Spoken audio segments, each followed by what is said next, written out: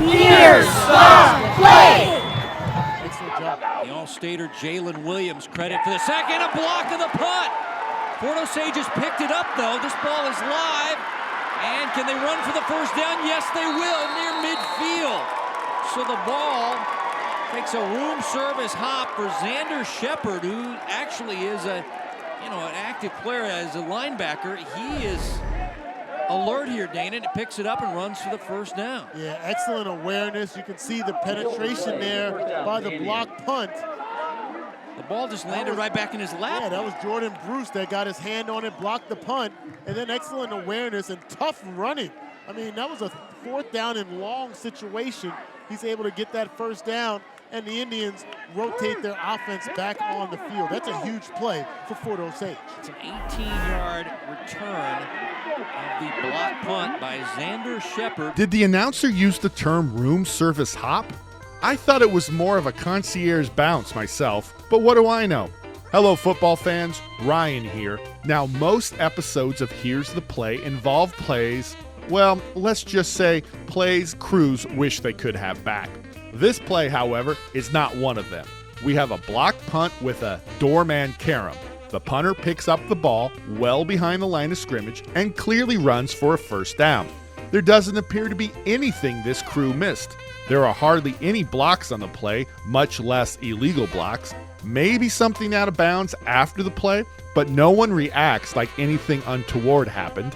I think it's safe to say the crew nailed it. Good job. What makes this play interesting, however, is what happened after the play. I'm going to increase the audio at certain points so we can better hear what the officials and the coaches are saying. Ball to 49, and whistles prior to the snap.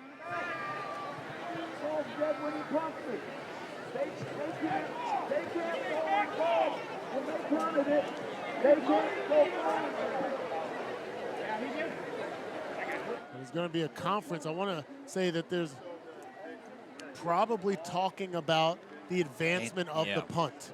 Because the ball was actually punted, the question is, can they advance it?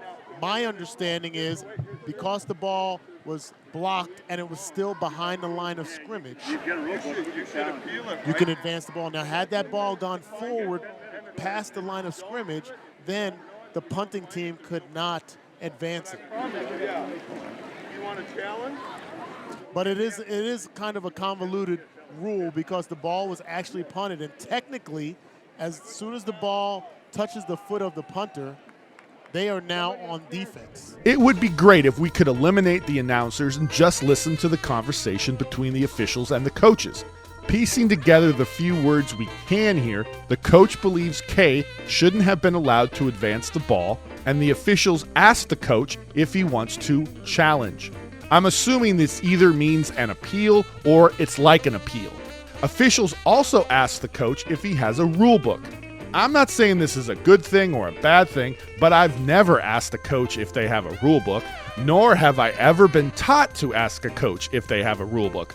I've always assumed coaches don't know what a rule book is. Hey-oh! Just kidding. I don't assume that.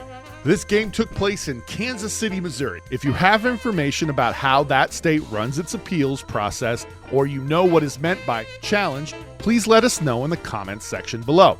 Now, if a coach from the team in blue was to read the rule book, they'd realize there are two rules which allow this play to be perfectly legal. Well, there's a whole bunch of rules that do that, but you know what I mean. The first is Rule 6, Section 2, Article 3. Any K player may catch or recover a scrimmage kick while it is in or behind the neutral zone and advance. If coaches would then jump down 3 more articles, they would read, the touching of a low scrimmage kick by any player is ignored if the touching is in or behind the expanded neutral zone. I think this play is the perfect example of both those rules. And what we saw here with Jordan Bruce, watch the penetration up the middle, high snap, gets right up the middle, gets a little skinny there, gets his left hand on the ball. Now that went backwards actually. So it went backwards back to the punter. Therefore, he can advance it forward, and that's where we stand right now. But I understand the conversation and clarity. That's my understanding, Kevin, of the rule. We'll see how it all unfolds here. Both coaches getting explained what is going on the field. I thought it was a legitimate advance. It was. And Shepard, like I said, it's chaos, it's disaster. You've had your punt block, and the ball lands right in his lap, and he said, I'm going to run it up the field for 18 and a first down. Yeah, he slithered through the line, broke multiple tackles to get the first down, keep the momentum on the side of the Indians. I wonder if what the announcers just said is fueling the coach's desire to have this play overturned, for lack of a better word. His special teams made an awesome play, but the ball took a bellhop ricochet. All of his players were out of position, and his opponents were able to convert a drive-extending, momentum-creating fourth down. They sent both teams to the sidelines as the officials are going to gather together to make sure they got the play call right. I bet those players are watching this YouTube channel, probably the video where the wing runs into the camera person. Either that or The Irrational with Jesse L. Martin. He's a national treasure. They will work out the details. Coach Carr there, the veteran coach, waits with his Indians. And again, the officials still talking about this play, a blocked punt and advancement of the football. I'm going to let the video roll so you can get a sense of the length of this stoppage. I thought a team might have called a timeout here, but the announcers make no mention of a timeout, and the on-screen graphic tells us neither team has called a timeout. And if you can't trust an on-screen graphic during a broadcast of a high school football game, what can you trust? I think they stopped the game to give the team time to see if they want to appeal or challenge or figure out what a room service hop is. Now you can tell that coach is reading the NFHS rulebook because he's rubbing his eyes trying to stay awake. I'm going to turn up the volume so we can hear the following exchange between officials and coaches.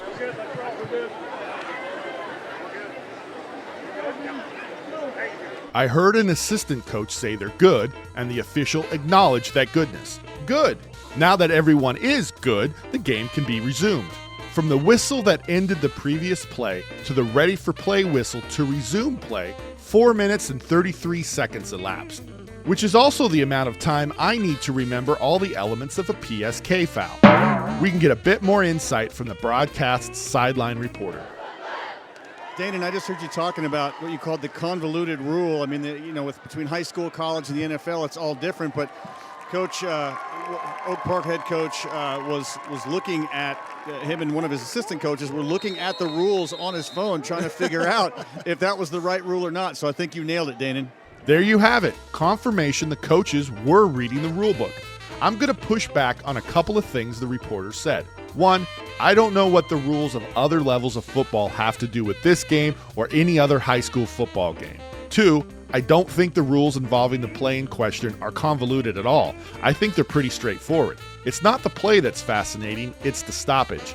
And this is a long stoppage for a straightforward play. While a fairly cordial appeals process seemed to be in effect for this game, for officials who don't have to worry about that sort of thing, this play and its subsequent halt in play raises the following question. How do we handle situations when we know we've enforced the rules properly but the coach disagrees? To be more accurate, how do we handle situations when we know we've enforced the rules properly but the coach adamantly disagrees? In jurisdictions where we don't have to shut the game down for 5 minutes so the coach can peruse the rulebook, I think we're giving the head coach a brief explanation, maybe hearing an objection for a quick moment just so the coach feels heard, and then getting the game restarted as soon as possible. What do you think? While this play wasn't as simple as a 3-yard run up the middle, nor was it as complicated as a safety on a try, it was significant enough for the coach to still be talking about it at halftime. Here's an actual snippet that was in no way altered by our editors from an interview the head coach gave at the end of the first half, right before he ran into the locker room. We saw you and your fellow officials reading the NFHS rulebook on your phones. I guess you now realize the officials got the call right, and there's no rule to back up your argument. Yeah, that's one of those so far things. You need to read Rule 6. All right, thank you. No, really, you need to read Rule 6. It explains everything. How would you handle this play? What would you say to the coach? Would you give an explanation? How long would you allow the coach to argue their position? Please put your thoughts, wisdom, and experience in the comments section below. If you got something out of this video, like a room service bounce, please like and subscribe. If you're already a high school football official, have a great postseason. If you're not a high school football official, now is the perfect time to become one. Contact the Evergreen Football Officials Association and we'll help you make it happen. Until next time, we're the EFOA, making good officials better.